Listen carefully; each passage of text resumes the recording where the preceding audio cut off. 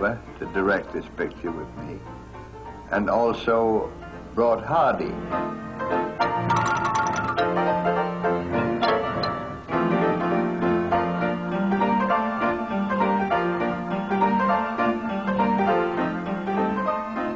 That Hardy, Babe as we call him here, he just played a heavy part. It was mostly for chase. So it's the first time that I met Babe, but only for 2 or 3 days. And then I didn't see him for probably 2 or 3 years after.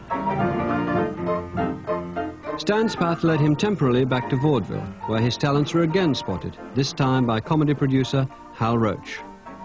I went to this vaudeville house on Main Street to see he and his wife in a show, and I thought he was very funny, and I made a contract with him there. That was the first time that I ever saw him. I made about 24 pictures for Hal Roach, and then I left and went with Joe Rock to Universal. I think Stan was always frustrated as a solo comedian because I think he was searching for a comic identity, and I don't think he ever really found it.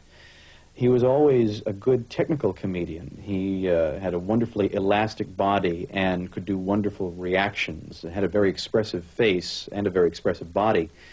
But as far as knowing who he was as a comic personality, I don't think he ever found that as a solo performer.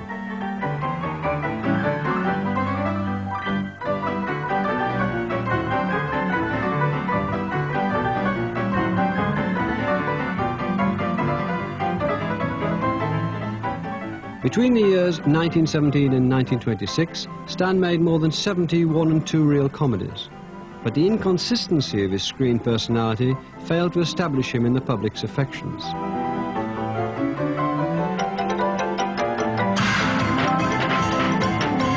His most successful work relied on the parody of dramatic pictures, where he had a definite character on which to base his comedy.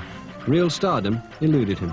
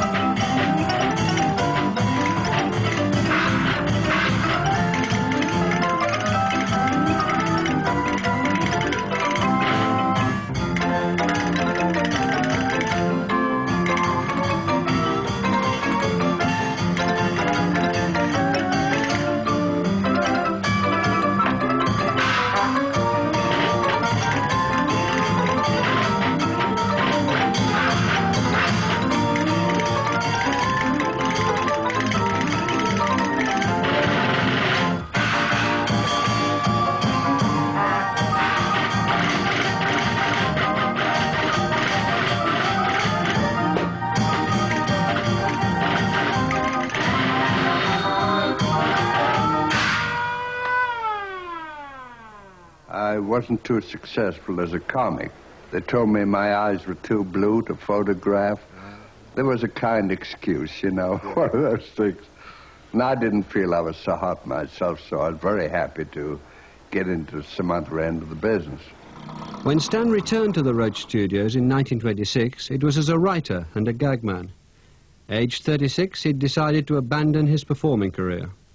The Hal Roach Studio, I think, was a creative oasis for people who wanted to make good comedy films.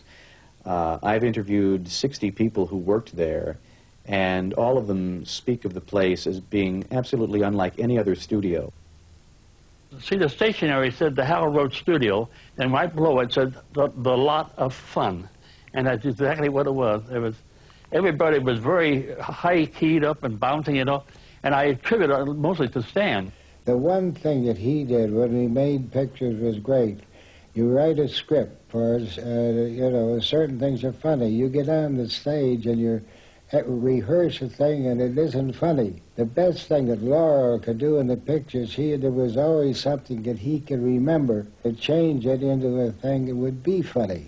As a gag man, he was as great as Chaplin, because Chaplin was using the same things in the same way that he was using them. Oliver Hardy at that time, the late part of 1925 and early part of 1926, Oliver Hardy was a contract player at the Hal Roach Studios. He did a number of different roles. Sometimes he would be the villain, sometimes he would be a supporting comic. And there were a few films which Stan directed which featured Hardy in the cast. You would think that they would have done more films together than the 3 or 4 that they actually did collaborate on, but somehow they had a remarkable way of avoiding each other while they were both under contract at the Roach Studios. Oliver "Babe" Hardy had already appeared in over 250 silent comedies. Oliver Hardy was as good an actor as there was in the business. And I'd say everything that he did, I mean, his character, he built that character himself. Nobody else built it. He built it. And no director had to tell him what to do. By the time they were ready to shoot the thing, he knew exactly how to do it himself and did it. As Oliver Norval Hardy tells it, a leg of lamb brought them together. I don't know if you recognize that voice, Mr. Laurel or Mr. Hardy. You should. At the time, he was production supervisor at the Hal Roach Studios, and later he worked on your pictures, now known the world over as the famous writer-director of Going My Way, Bells of St. Mary's, My Son John, many, many more great hits, your good friend, director Leo McCarey.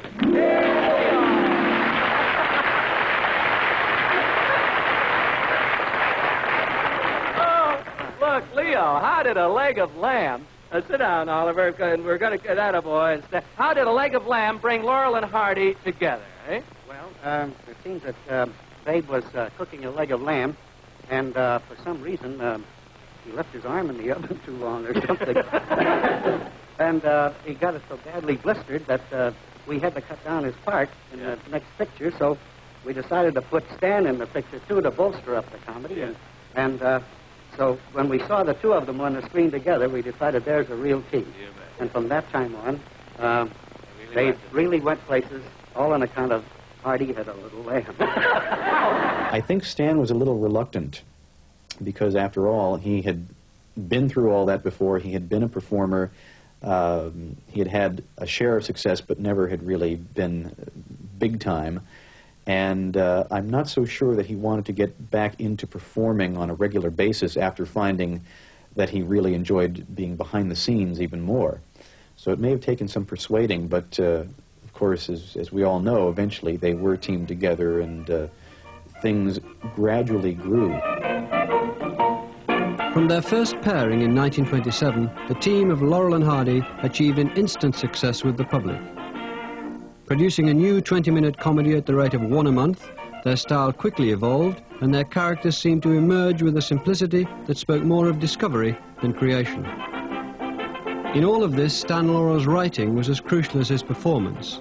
It was a team writing job, but he was most often the principal writer.